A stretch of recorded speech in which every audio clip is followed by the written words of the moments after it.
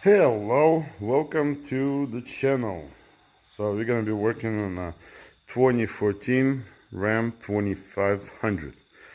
We have a small leakage. It's the oil cooler, looks like. Well, we're gonna have to remove the oil cooler. So we're gonna have to remove the wheel, the fender liner, intake air box, and hopefully that's it to get to that bracket. So right there, aluminum. So I'll be showing on the way. I don't have the camera holder, so I'm videotaping from my phone. So I'm gonna be trying to show every step what I'm doing. But game of the plan right now: take the plastics off, take the intake, and proceed further. So for the fender liner, you would need 8mm socket and a clip remover. Clip remover would be in some small areas. So that would be one right here. We'll find it. One right here. One right here. And the rest of it's 8mm.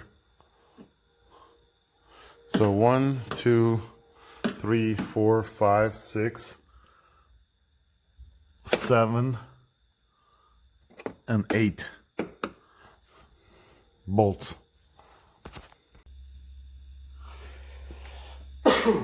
So when you unbolted it, you want to slide that back, and it drops.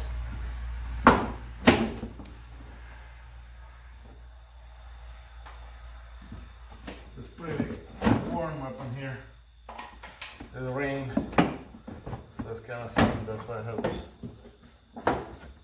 like a bandana and removing it. Really easy to remove it. Doesn't take a lot of time, but it's out of the way. So now we can see a lot more. It's really nice to remove it. And I hope it's gonna be much easier for unbolting. Well, a lot of things in the way, but we're gonna have to go around some stuff. As you can see, those bolts 10mm right there, around that perimeter. They're gonna have to unbolt them. So they're gonna have to use some of the wobbles and to work on it. This is 593,000 miles on this thing, and as you can see, everything looking really good. So we might remove some more brackets, but I'll be showing. So next step is the air box. 1, 2, 3. I already unhooked the sensor. We're gonna remove just loosen it. Remove 2 plugs. Pull the box off, the top one. Pull the filter off. We're gonna be changing the filter, and 13mm right here, and the whole box comes off. And there is one more plug on the side, as you can see right there. Wait, right there. That's it. And we're removing the box, the whole thing. So just like that. Keep watching. I managed to set my phone right there. So loosen this. I unbolt everything by hand. I mean by power tool. But I'm trying to bolt all these bolts by hand, because every time I went to a dealer before, they've been using the power tools. there's a little clip. You just push up just a little bit. Unbolt, unplug everything. Skip on raining, good thing I'm in the garage. So that's the same way you're gonna be replacing the air filters, because a lot of people they don't do that.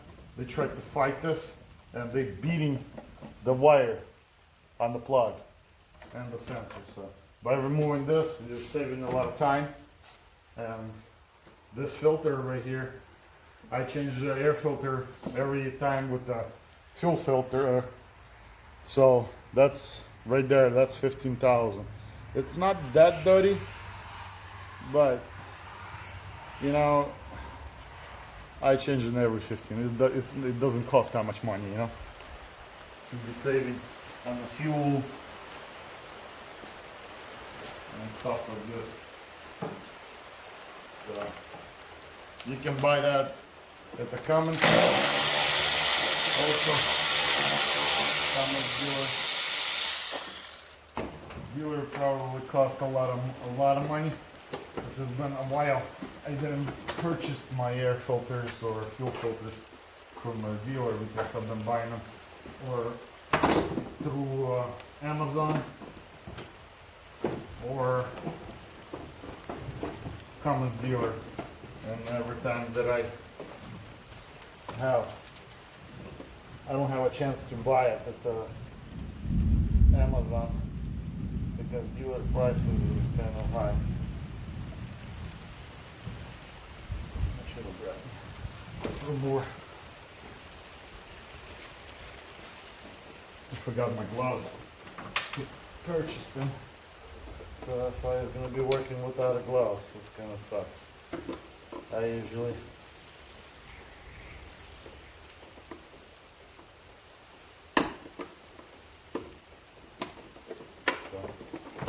just like this, and set it to the side. So now we have a lot more room to work on. So now we're gonna be able to, and probably we're gonna have to remove alternator. It'll be easier to work on it. I don't know, I like to remove stuff so I can see better what I'm doing, and I don't have to fight that.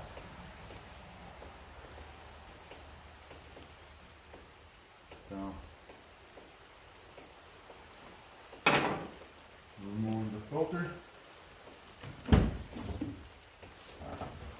oil filter. I did purchase this tool, Garage. That's made for RAM. It's really handy thing. Yes, it's gonna be easier right now because you don't have the wheel on, but it's gonna be pretty much the same. Pretty much the same. You just need the hand through that hole of the plastic shield. So you bolt it in. Why I like this style, because it's aluminum and it's got this ridges that it's kind of hard to see right there. See, I'm doing with my finger and grab that by that loop and pull it out, and that's it. Not a drop of oil. Why I put that on the bottom? Because we're gonna be draining the fluids. So it's right there, see? And majority we can see, but on the bottom of the, behind the alternator, I think it's gonna be more of fighting than removing. So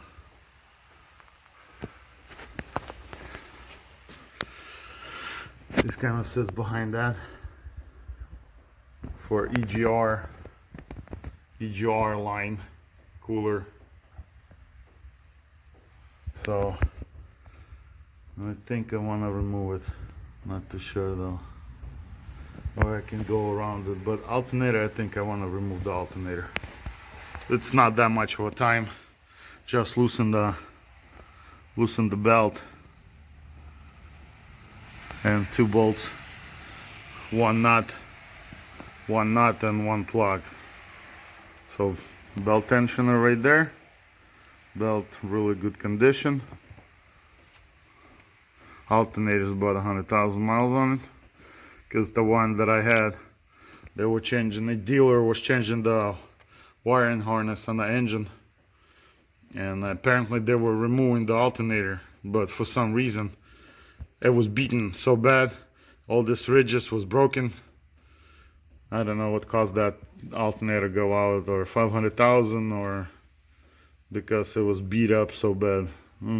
Dealer told me it was your mileage, so and I had the video.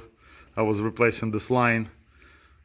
See, I put this, I took a regular pipe, cut it in the middle, and put it on with the zip ties because it was sitting and vibrating.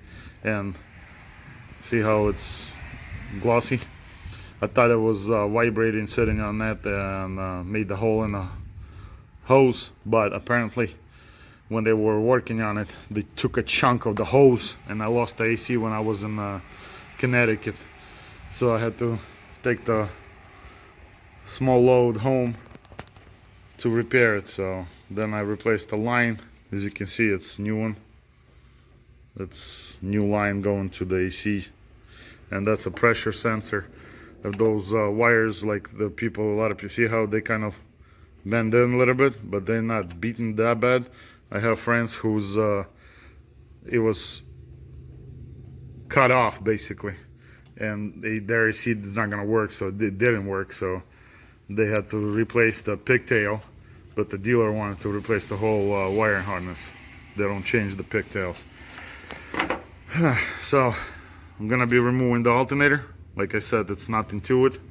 Just loosen the belt, this bolt right here, and 1 more bolt on the bottom of it, and nut and a plug. So I'll remove it and I'll show you more. And by the way, I wanted to share with you, I purchased this on eBay. Really nice tool for belt tensioner. And why I purchased this one, because it's in a case, and it's not going to go all over the places in the pickup, because I like to carry stuff with me just in case if something happens, I can repair it myself. So we're gonna be using this one, and it goes on this, and we're using the whole arm like this. So it's really neat. You can purchase them without a box much cheaper. I purchased with the box, so it's not gonna go, I don't have to find it. You see, it's a lot of little pieces falling around, so I don't want to do that. So okay, keep watching. All right, I took the alternator off, and when I take stuff off, I put it down right here, all the bolts, so it's easier to grab. But I'm gonna have to remove this line for the AGR cooler, and it goes down on hooks right here at the hose. It goes to the overflow bottle, and that little bolt right there, 8mm. I'll have to remove this also, to remove this line and feed for the turbo line. I put a plastic bag in case, so the antifreeze won't get into the turbo.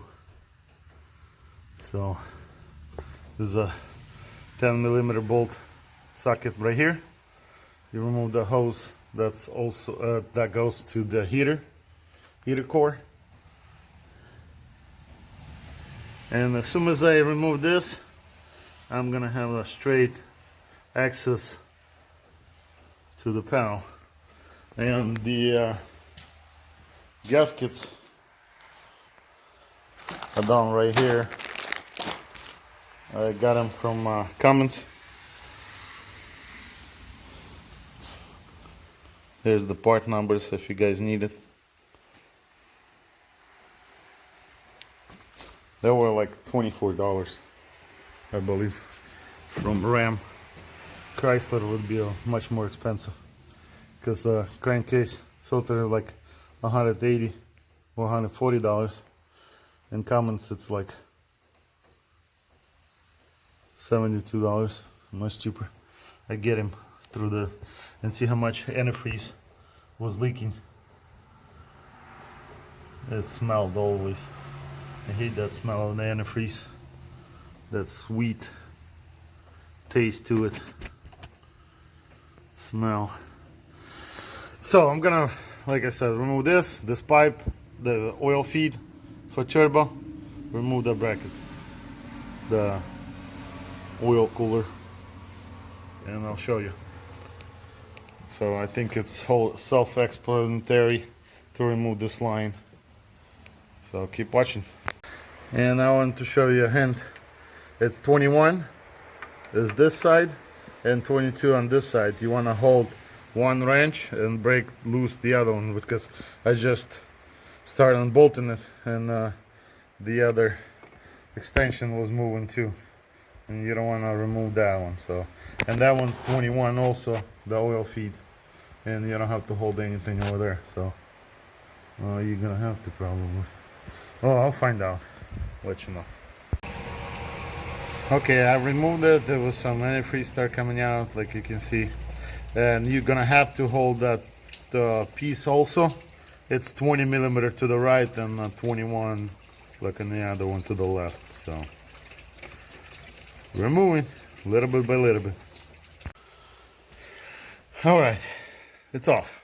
I made this little diagram, put some holes in it, and placed the bolts where they came out from, because sometimes, in my case, they're all the same. All these bolts are all the same, but you know, I want to be on the safe side just in case.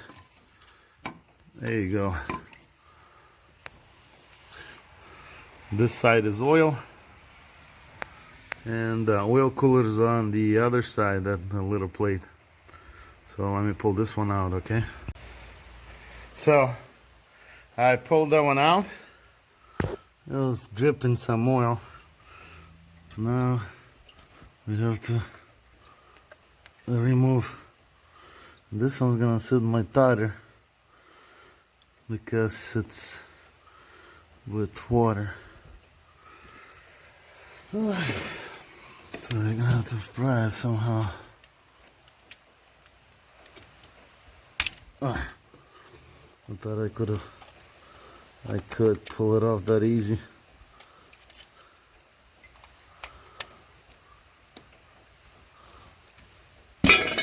There you go. There you go. He's gonna leak some oil from the cooler. We're gonna pull it out. So, and I'll show you. I'll try to wipe it off and show you where they're leaking. Apparently, on this side, that's to the block and facing to the passenger side. So it goes to the other side. So I'm thinking it's only one place it would be. It was this one right here. See, it's rusted, all corroded. Rest of them, it's not. So I'm thinking that's where it blew. Because if you look right here, it's also rust. On the other ones, it's none of them rusted. So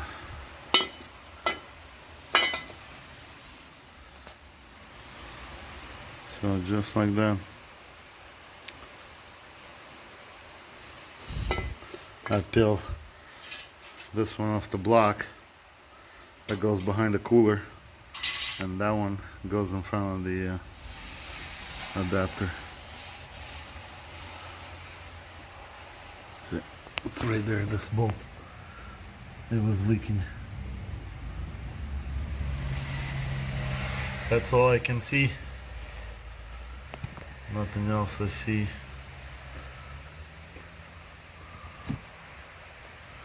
And engine oil has got 10,000, 11,000 miles, and it's gonna be black anyway. but doesn't have any residue, as you can see. I didn't wipe it off anything. See? It's all clean. See, still. So so you can see it doesn't have any goo or anything. I use Rotella T6, plus I put liquid moly. As you can see that right there, this part right here is where it was leaking down. So I thought it was lower, but it's not. It was coming out. If somebody doesn't know, this is a heater block. Oh, it wasn't even a bolt-in. So you just, if you have one, you can buy it. That is a plug bolt-in on it. That wire is like $30-$40 or $50 or whatever, where you're gonna purchase it. And there you go, your heater block. Because all those things I think come preset. It just has a cover over it, doesn't have a wire. You just buy the wire, install it, and you have a heater block. So I'm gonna change. I'm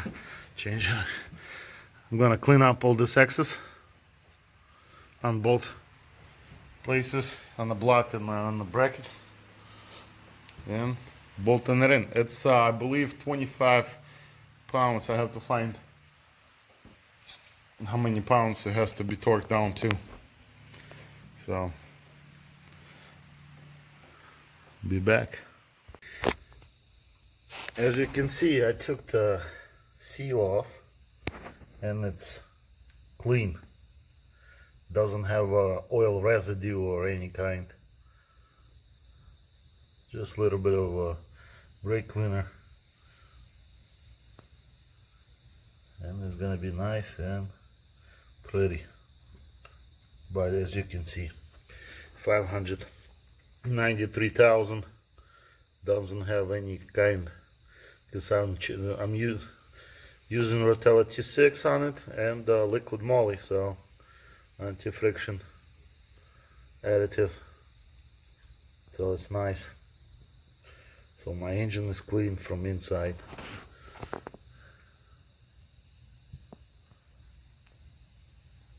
So I'm gonna clean it off and put new gasket on and bolt back in. All right. So the extension's back on. I put new water pump. I do this once a year, so I don't have. And the belt I just replaced, and the tension I just replaced not too long ago, so I'm good there. But when I remove the alternator, when you remove it and when you bolt it in, this side, like a washer, basically, it presses in between the extensions. So when you try to put it back in, a lot of people fight. So what you do is you bolt it in and you hammer. Not a lot, just to bring it down. So when you're gonna put it back in, you don't fight with it.